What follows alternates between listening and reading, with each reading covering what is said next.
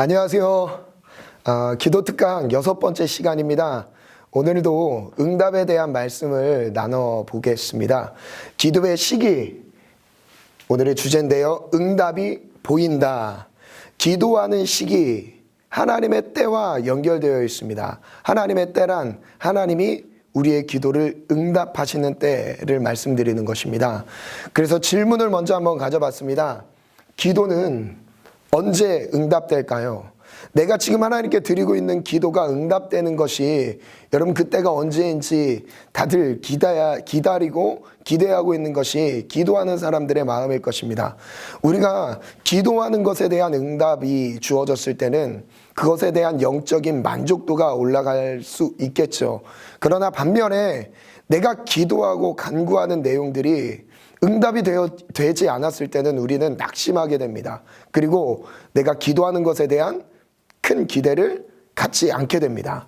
그래서 기도의 시기와 함께 연결되어 있는 하나님의 때를 여러분 오늘 이 강의를 통해서 나의 기도 생활에 그리고 앞으로 내가 응답을 받는 내용에 있어서 큰 도움이 되었으면 좋겠습니다. 그래서 크게 두 파트를 나눠서 오늘 말씀을 나눌 건데요. 첫 번째는 하나님의 때, 하나님의 때를 어떻게 볼 것인가. 그리고 두 번째는 기도의 기회를 살리고 놓친 것에 따른 상황들을 간단하게 설명을 드리면서 우리에게 허락된 그 기회를 하나님의 때를 잘 살릴 수 있도록 우리의 기도가 살아나기를 축복합니다. 자, 먼저 하나님의 때를 볼게요. 하나님의 때는 응답에 초점을 뒀을 때 하나님의 때를 말씀드린 겁니다. 물론 모든 시간에 하나님의 때에 맞습니다. 그러나 하나님께서 특별하게 일하시는 각 개인마다 자기의 삶 속에서 일하시는 그 때를 말씀드리는 겁니다. 제가 이 기도 제목을 놓고 기도했는데 이것에 대해서 하나님이 응답하실, 움직이실 그때를 말씀드리는 거죠. 자, 마가복음 말씀을 먼저 볼게요. 마가복음 11장에 보면 하나님의 때에 대한 말씀을 먼저 보겠습니다. 12절에 보면 예수님께서 시장하셨어요. 베다니에 들어가셨는데 베다니에서 나왔을 때에 예수께서 시장하셨습니다. 배가 고프셨어요. 많은 사역을 하고 이동하다 보니까 육체를 갖고 있었던 예수님인지라 배가 고팠죠. 그래서 예수님께서 13절에 멀리 있는 잎사귀가 있는 무화과나무를 발견합니다. 그래서 그 나무에 무엇인가 있을까 하는 기대하는 마음으로, 즉 열매였겠죠. 무화과나무의 열매를 기대하는 마음으로 그 무화과나무에게 갔습니다. 성경은 이렇게 말씀하고 있어요. 혹 그 나무에 무엇이 있을까요? 가셨더니 가서 보신즉 잎사귀 외에 아무것도 없었더라. 잎사귀만 무성했던 나무였어요. 무화과나무 잎사귀가 무성했어요. 그러나 열매는 없었습니다. 그런데 그 뒤에 보면 예수님이 이렇게 말씀하십니다. 14절에 예수께서 나무에게 말씀하여 이르시되 이제부터 영원토록 사람이 내게서 열매를 따먹지 못하리라. 그 무화과나무를 향해서 저주를 내리셨어요. 영원토록 이 무화과나무에게서 열매를 먹지 못하리라. 의아한 것이 있습니다. 그 전절에 보면 그 무화과의 때가 이렇게 기록하고 있어요. 이는 무화과의 때가 아님이라. 즉 이런 의미죠. 무화과 나무에 열매가 맺히지 않을 그때에 예수님께서 무화과 나무에 열매를 요구하셨던 거예요. 때가 아닌데 예수님이 요구하셨던 겁니다. 그에 대해서 예수님이 열매가 없자 저주를 선포했죠. 어쩌면 이 상황에 대해서 자연 질서를 거스르는 듯한 예수님의 모습을 볼 수 있겠죠.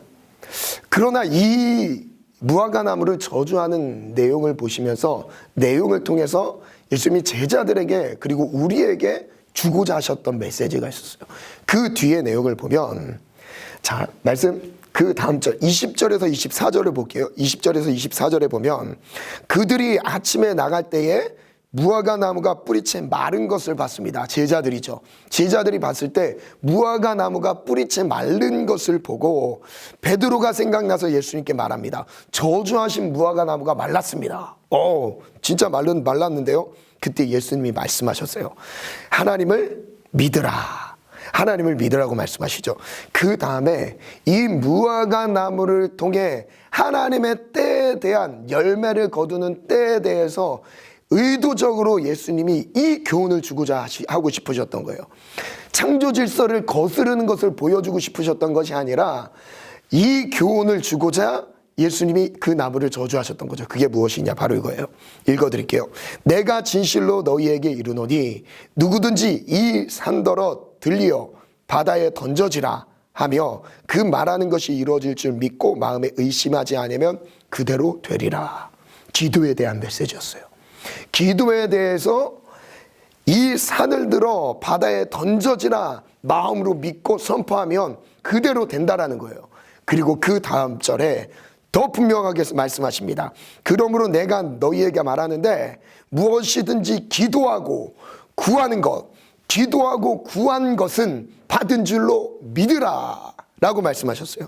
기도하고 구한 것은 받은 줄로 믿으라. 그리하면 너희에게 그대로 되리라. 즉 하나님의 때에 대해서 말씀하고자 하시는 이 비유, 저주를 내리시면서 결론적으로 하고자 하셨던 말씀은 기도하면 기도한 대로 된다라는 거죠. 기도하면 우리의 상황에 열매가 안 맺혀질 만한 상황이라고, 환경이라고 생각하는 그때 기도하면 하나님이 일하신다라는 거예요. 기도하면 열매를 맺는다는 것이요. 기도하면 응답이 주어진다라는 거예요. 아멘이죠. 그래서 저는 이렇게 한번 정리해 봤습니다. 하나님의 때는 사람의 기준으로 판단할 수 없다. 하나님이 그 일하시는 그 때를 사람의 기준으로 판단할 수 있을까요? 판단할 수 없다는 것이에요. 그리고 또 이렇게 정리해 봤습니다. 무화과 나무의 비유를 통해서 기도로 하나님의 때를 이룰 수 있는 거예요. 기도하면 하나님의 때가 성취되는 것입니다. 그리고 기도로 하나님의 뜻을 이루는 것이에요. 기도하면 열매를 볼 수 있는 것입니다. 이 부분이 너무 은혜가 됐습니다. 믿음으로 구한 것 받은 줄로 믿으라. 야고보서 1장 5절부터 8절 말씀을 보면요, 이 부분에서도요, 야고보가 이렇게 말씀을 남겨놨어요. 오직 믿음으로 구하고 조금도 의심하지 말라. 다시 한번요. 오직 믿음으로 구하고 조금도 의심하지 말라. 의심하는 자는 마치 바람에 밀려 요동하는 바다 물결 같으니 이런 사람은 주께 무엇이든지 얻을 줄로 생각하지 말라. 두 마음을 품어 모든 일에 정함이 없는 자로다. 여러분, 의심이라는 것은요, 하나님의 때를 거스르게 됩니다. 의심이라는 것은요, 하나님이 일하실 그때에 대한 확신을 갖지 못하는 마음이죠. 결국 그 마음이 응답의 시기를 놓친다는 것이죠. 그래서 제가 도표를 한번 그려볼게요. 하나님의 시간에 대해서 한번 설명해 드리겠습니다. 하나님의 때를 먼저 개념을 설명을 드리면, 하나님의 때에 대한 성경적인 표현은 두 가지로 나옵니다. 크로노스와 카이로스입니다.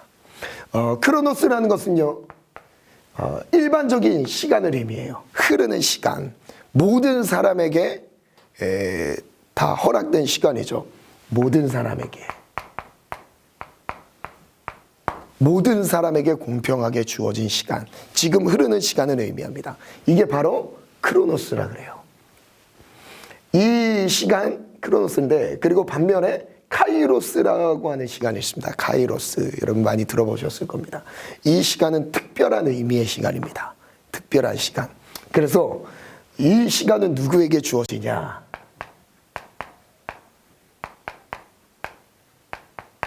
특별한 사람에게 주어집니다. 모든 사람에게 주어지는 게 아니에요. 특별한 시간이기 때문에 특별한 사람에게 주어집니다. 구별된 은혜예요. 구별된 은혜라고 한다면 크로노스 같은 경우는 보편적 은혜라고도 할 수 있겠죠. 모든 사람에게, 모두에게 허용된, 허락된 시간, 24시간이라는 시간이죠. 이 시간은 특징을 보면 크로노스 같은 경우는 수평적이에요. 수평적으로 흐르듯 지나가는 시간을 말하고요. 카이로스 같은 경우는요, 수직적 쌓이는 시간을 말합니다. 그럼 쌓이는 시간이라는 개념은요, 무엇을 의미하냐? 이 쌓이는 시간이라고 했을 때 이것은 관계를 의미해요. 누구와의 관계를 의미하냐?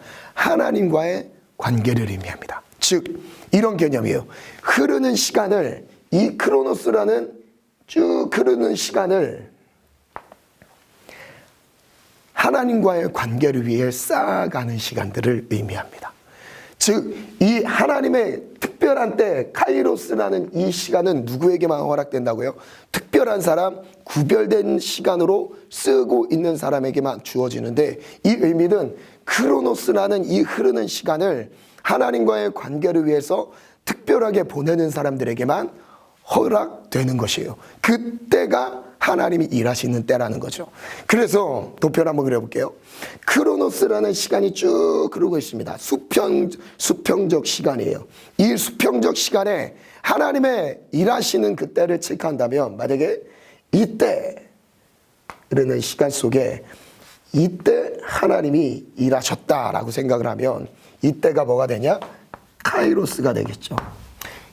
이 시점이 카이로스가 되겠죠. 그러나 우리는 보통입니다. 전부가 아니라 대부분의 지체들이 오해하는 부분이, 대부분의 신앙인들이 오해하는 부분이 이 카이로스 이때가 갑자기 우연히 누구에게 갑자기 임하는 것으로 생각을 하고 있어요. 그러니까 마치 운명적으로 하나님이 차별해서 선택해서 이 사람 저 사람에게만 이 시간을 허락하는 것으로 생각하는 경우가 있습니다. 저 사람은 취직이 잘 되네. 저 사람은 대학 합격이 저렇게 잘 됐네. 저 사람은 결혼을 하는 부분에서 만남이 저렇게 잘 열렸네. 이런 걸 생각하면서 이 카이로스에 대한 오해를 많이 갖고 있습니다. 그러나요, 이 카이로스라는 하나님의 때, 이걸 응답의 때라고 생각을 해볼게요. 내가 기도한 것이 응답되는 그때, 이 응답되는 카이로스의 은혜는요, 모두에게 주어지는 게 아니라요, 이 흐르는 시간을 하나님과의 관계를 위해서 쌓아간 사람에게 시간이 지났을 때 딱 주어지는 거예요. 하나님이 원하시는 믿음의 분량이 있어요. 다 믿음의 분량이 있습니다. 이것을 믿음의 분량이라고 해보겠습니다. 하나님이 원하시는 믿음의 분량이 있어요. 이게 곧 또 기도로 드려지는 믿음의 반응일 수도 있고요. 이것이 수직적으로 쌓아지는 거예요. 하나님과의 관계가 친밀하게, 그리고 충만하게, 그리고 하나님과 이전과 다르게 점점점 더 하나님을 더 알아가게 되고, 하나님이 그분이 얼만큼 나를 사랑하셨는지, 나를 향한 계획이 무엇인지를 조금씩 더 많이 알아갈 때, 우리가 그 관계를 한 번에 형성되는 것이 아니잖아요. 만약에 기도한 시점이 여기라고 생각을 해볼게요. 기도 시작. 이 시작 시점을 우리는 카이로스라고 생각하지 않습니다. 이 시작부터 응답의 시간이 될 때까지는 인내의 시간이 필요해요. 시간이 흐르고 있습니다. 그러나 이 흐르는 시간을 차곡차곡 쌓는 거예요. 때로는 쭉 올라가면서 쌓기도 하고, 때로는 별로 조금 안 쌓는 것처럼 보이기도 하고, 어느 정도 쭉 가면서 막 우여곡절을 하면서 결국 어느 시점에 딱 도달했을 때, 즉 하나님이 원하시는 그 믿음의 분량에 딱 이르렀을 때, 수직적인 개념이라고 말씀드렸죠. 이 수직적인 하나님이 원하시는 그때가 찼을 때 하나님이 일하시는 것이 눈으로 드러나게 되는 거예요. 그러려면 가장 먼저 우리가 점검해 봐야 되는 것은 무엇이냐면 하나님과의 관계인 거예요.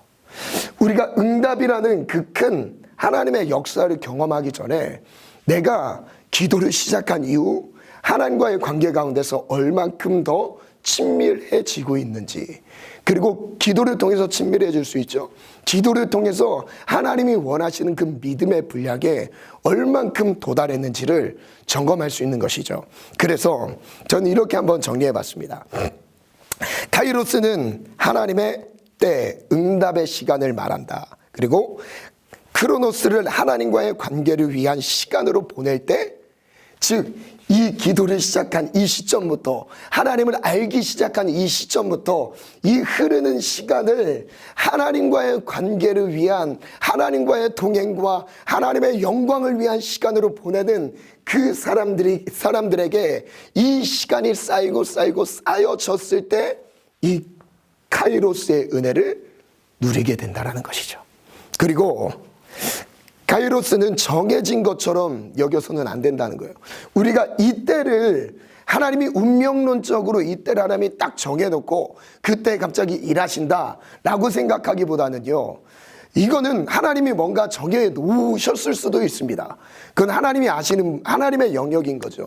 그러나 피조물인 우리의 입장에서 기도를 해야 하면서 하나님과의 관계를 만들어가야 되는 우리의 입장에서는요, 운명론적으로 이때가 정해졌다라고 생각하면 되는 것이 아니라 이때를 만들어가기 위한 하나님을 더 사모하고 하나님을 간절히 찾는 우리 마음에 하나님을 향한 갈망이 있어야 된다는 것이죠.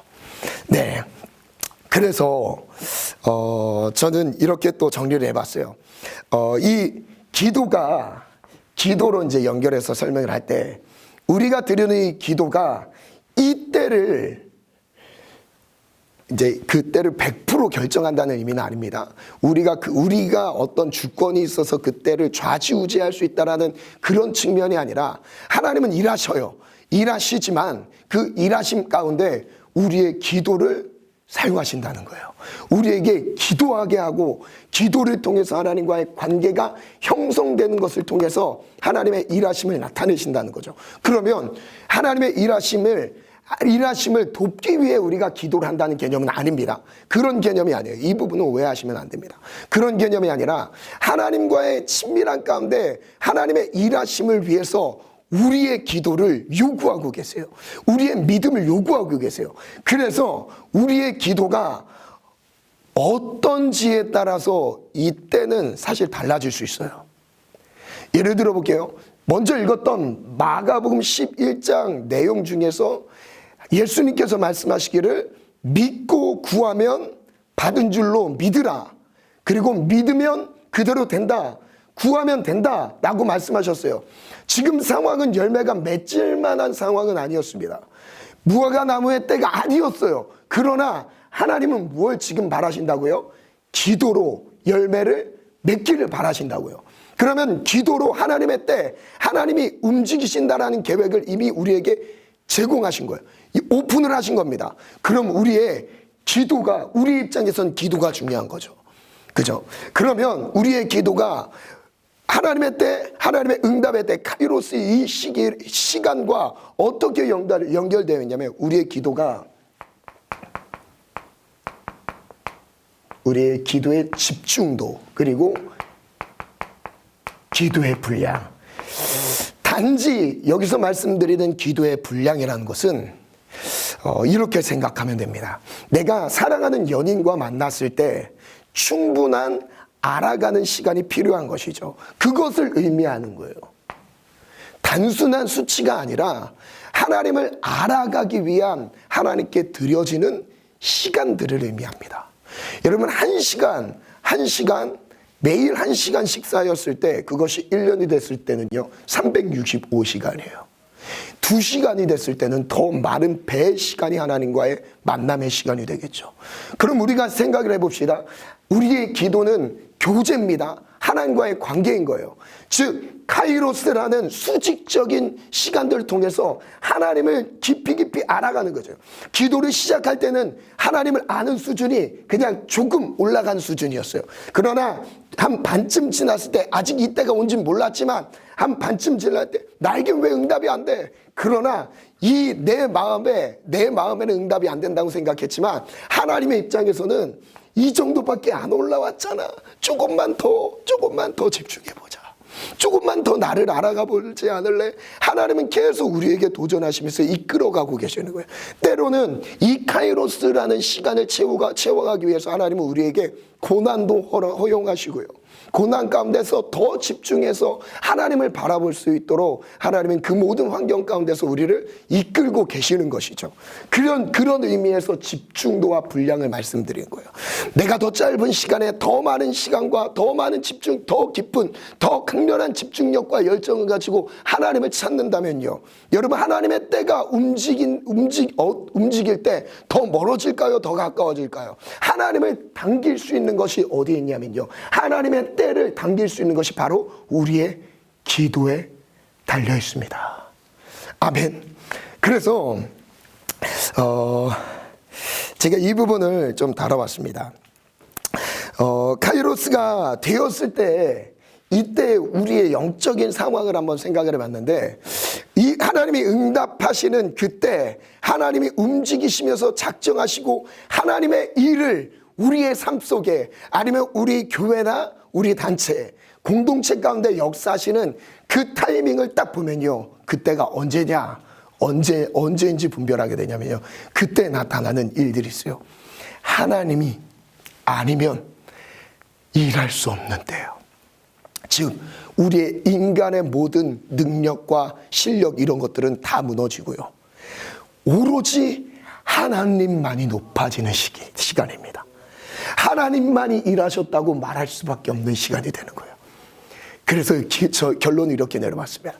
기도를 하면 할수록 정말 제대로 된 기도는요, 자기의가 빠지기 시작해요.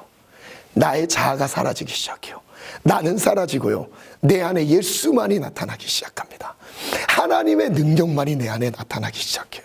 철저하게 나는 죽고 예수 그리스도만 살아가는 나의 삶이 되는 것이죠. 내가 살고 있지만 나는 살고 있지 않는 삶, 내 안에 예수가 나를 살게 하는 삶. 갈라디아서 2장 20절 말씀, 내가 그리스도와 함께 십자가에 못 박혔나니 그런즉 이제는 내가 산 것이 아니요 오직 내 안에 그리스도께서 사신 것이라. 이제 내가 육체 가운데 사는 것은 나를 사랑하사 나를 위하여 자기 자신을 버리신 하나님의 아들을 믿는 믿음 안에서 사는 것이라. 여러분, 그때가 언제냐면요, 나는 철저히 사라지는 때입니다. 하나님만이 드러나는 때예요. 여러분, 이 하나님의 구원의 역사, 응답의 역사가 나타났던 그 시기를 한번 보면요, 예를 들어 출애굽기를 한번 생각해 볼게요. 출애굽하게 되는 놀라운 역사들이 일어났습니다. 이때는요, 이스라엘 백성들이요, 하나님 앞에서 400년 동안 애굽에서 종살이 하면서요, 모든 것을 포기했습니다. 아예 다 좌절했어요. 그때 하나님이 구원하시기 시작해요. 구원을 이루시기 시작하시죠. 이 땅에 예수 그리스도께서 탄생하는 그 시기를 한번 볼까요? 사람들은요, 최선을 다해서 율법 앞에 섰어요. 율법을 행했습니다. 말씀 가운데 행했어요. 그러나 결론은 무엇이었어요? 자기 영혼 하나 구원하지 못하는 율법이었어요. 그때 하나님은 누굴 보내시죠? 예수 그리스도를 이 땅에 보내셨습니다. 즉 무엇이냐면, 하나님의 때, 그때는 인간적인 모든 것이 무너진 때예요.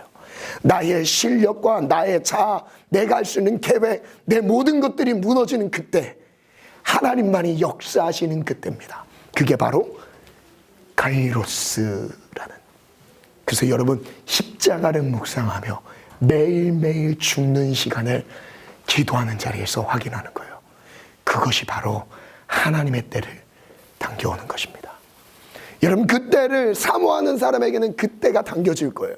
그때를 기다리는 사람에게는 하나님의 때가 당겨질 것입니다. 사모하는 심령의 것입니다.